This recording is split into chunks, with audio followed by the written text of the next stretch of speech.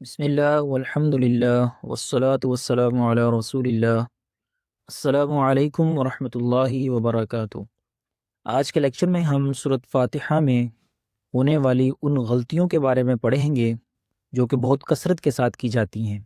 سورۃ فاتحہ بہت اہم سورت ہے، یہ اتنی اہم ہے کہ اللہ تعالیٰ نے اسے ہر نماز کے اندر اور ہر رکعت میں پڑھنے کا حکم فرمایا۔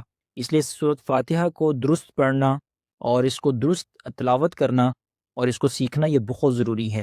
تو آئیے ہم سب سے پہلی غلطی جو سورۃ فاتحہ کی تلاوت میں کرتے ہیں، اور پہلی ہی آیت کے اندر پہلے ہی لفظ میں شروع کا لفظ ہمارے پاس ہے الحمد۔ الحمد، حمد کا معنی ہوتا ہے تعریف، اور یہاں پر حمد جو ہے یہ لفظ حرف ہمارے پاس ہا سے ہے، جو کہ حلق سے ادا ہوتا ہے الحمد۔ تو حمد کا معنی کیا بنتا ہے؟ تعریف۔ تو الحمدللہ مطلب تمام تعریفیں اللہ کے لیے۔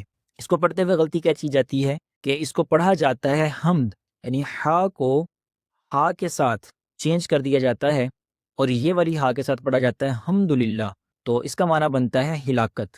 عمومی طور پر ہم بھی جب ایک دوسرے سے گفتگو کرتے ہیں اور ایک دوسرے سے حال احوال پوچھتے ہیں کہ آپ کا کیا حال ہے، تو ہم بے دہانی میں یا ہم اس کے جواب میں یہ کہہ دیتے ہیں الحمدللہ، یعنی ہم اس ہا کا استعمال کرتے ہیں۔ بہت کم ایسا ہوتا ہے کہ کوئی اس چیز کا اہتمام کرے الحمدللہ، کہ الحمدللہ کہ تمام تعریفیں اللہ کے لیے، لیکن کثرت کے ساتھ اور اکثریت جو ہے وہ اس لفظ کو استعمال کرتے ہیں الحمدللہ، اور جس کا معنی بنتا ہے کہ معاذ اللہ، نعوذ باللہ کہ تمام ہلاکتیں جو ہیں وہ اللہ کے لیے ہیں۔ تو اس لیے اس لفظ کو درست کرنا یہ بہت ضروری ہے، ورنہ یہ معنی میں بہت بڑا فرق آتا ہے۔ سورۃ فاتحہ کی پہلی ہی آیت کے اندر ایک اور غلطی ہے جو تلاوت کرتے ہوئے کی جاتی ہے، اور وہ لفظ ہے عالمین، عین کے ساتھ۔ تو یہ عین جو ہے یہ بھی حلق سے ادا ہوتا ہے اور اس کا معنی ہے تمام جہان۔ عالمین یعنی تمام جہانوں کا رب ہے، رب العالمین تو تمام جہانوں کا رب ہے۔ تو لیکن جو مخرج کو نہیں جانتے، جو عین کی ادائیگی کو درست نہیں جانتے، تو وہ اس کو پڑھتے ہیں عالمین، الحمدللہ رب العالمین۔ تو عالمین حمزہ کے ساتھ آواز کو ادا کرتے ہیں، تو اس کا معنی کیا بنتا ہے؟ درد و الم، یعنی کہ وہ رب ہے کس کا؟ درد و الم۔ تو یہ بڑا ہی نامناسب اور بہت ہی برا معنی جو ہے وہ بنتا ہے۔ اس لیے اس لفظ کو، اس غلطی کو بھی جو ہے وہ درست کرنا چاہیے اور عین کے مخرج کو سیکھنا چاہیے تاکہ حرف جو ہے وہ درست ادا ہو سکے۔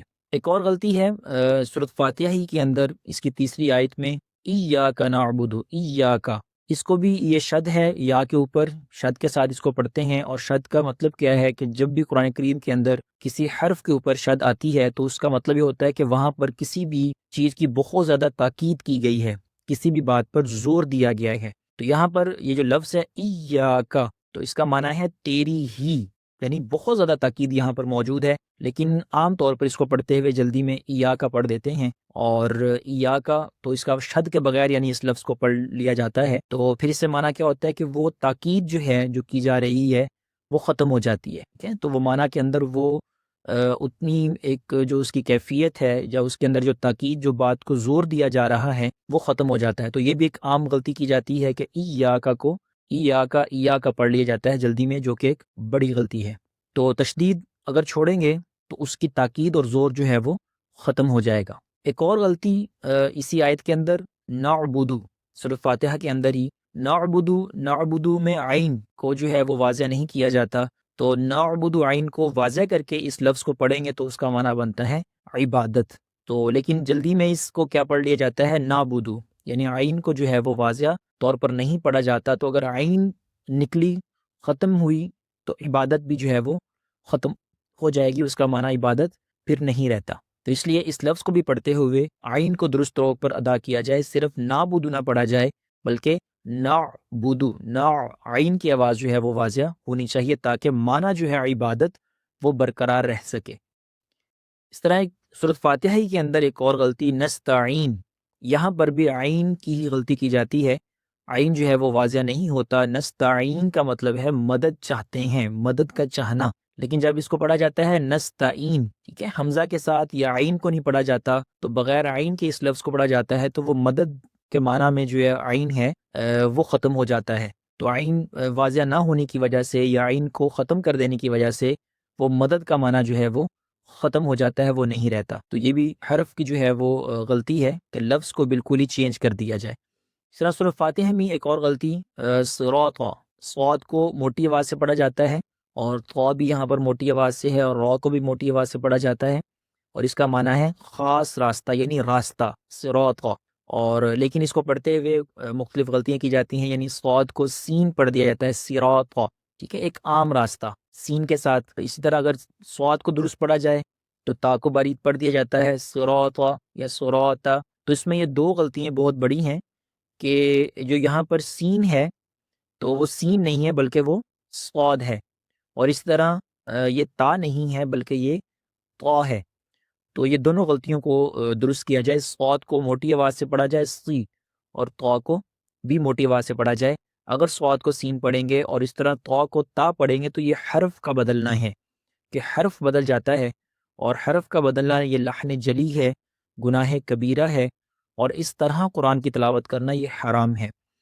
اس لیے ہمیں یہ ایک بڑی غلطی ہے اور ہمیں اس غلطی سے بچنا چاہیے، اور اس کے درست آواز صاد کی سی اور طا کی طا آواز جو ہے وہ اس کو طا ہی ادا کرنا چاہیے.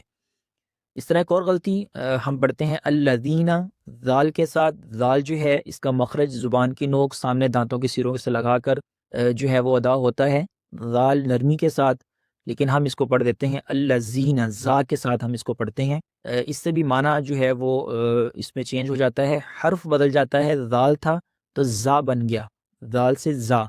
تو حرف جب بدل جائے تو یہ غلطی جو ہے یہ بڑی غلطی کہلاتی ہے، اور لحن جلی اور گناہ کبیرہ ہے. تو اس غلطی کو بھی درست کرنا چاہیے. تو زال بدلنے سے جو ہے وہ عربی لفظ جو ہے وہ بگڑ جاتا ہے. تو زا، زال یہ دونوں جو ہیں وہ الگ الگ حروف ہیں، تو ہمیں ان دونوں کو درست طریقے سے ادا کرنا چاہیے. تو سورۃ فاتحہ کے اندر 8ویں غلطی وہ یہ ہے کہ انعمتا.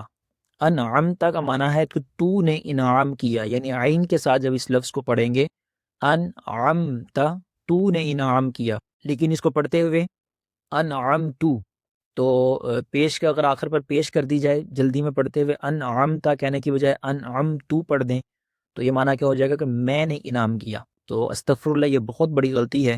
تو ہمیں قرآن کریم کو ہمیشہ جو پڑھنے کا درست طریقہ ہے وہ یہ ہے کہ اس کو ٹھہر ٹھہر کے اور رک رک کے ہر حرف کو بہت دھیان اور توجہ کے ساتھ دے کر پڑھنا چاہیے. تیزی سے بالکل نہیں پڑھنا چاہیے، جلد بازی میں بالکل نہیں پڑھنا چاہیے.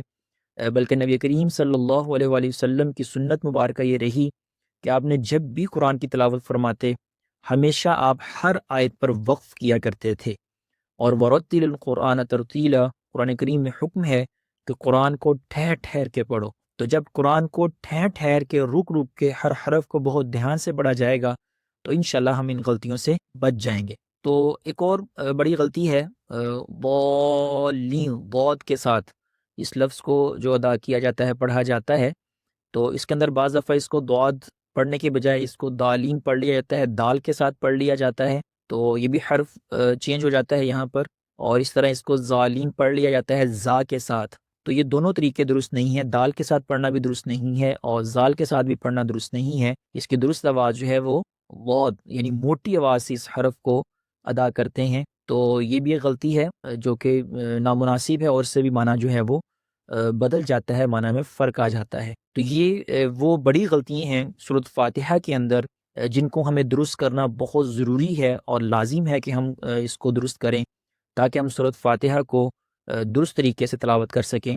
اور چونکہ ہر نماز کے اندر اس کو پڑھنے کا حکم ہے، اور اگر اس کو ہم درست نہیں پڑھیں گے تو پھر ہمیں قرآن کریم سے اور نماز سے وہ فیوز و برکات نہیں مل سکیں گے جو کہ درست تلاوت سے حاصل ہوتے ہیں.